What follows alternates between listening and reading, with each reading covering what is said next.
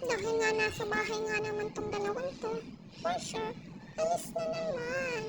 Hello mga ka-wonder, aalis nga pala kami at pupunta kami sa bahay ng mga pinsan ng alaga ko.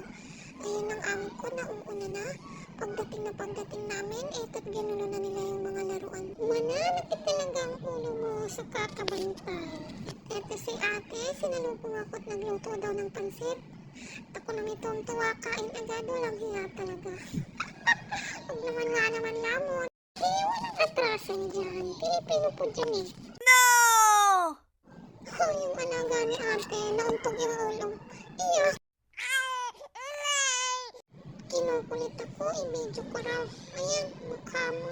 Dahil sobrang magulo sila, binigyan sila ng activity.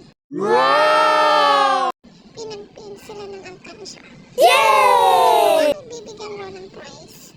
At itong alaga ko, pangit ng gawa, kaya tinulungan ko na. Itong isa, tutok na tutok. Siyempre, may prize eh. Hindi naman yung gawa ng alaga ko. Hindi naman spelling, hindi naman anong gawa yan, anong pagkulay ba yung ginawa mo dyan, ganan, ako naman. Hindi rin mo masyadong ganahan at baka mautot ka na dyan, At neto na po yung mga gawa nila. Yun lang po, maraming salamat. Madaling araw na, alas 3 na at wala pa yung amo ko. Iniwan kami kasama ng mga bata.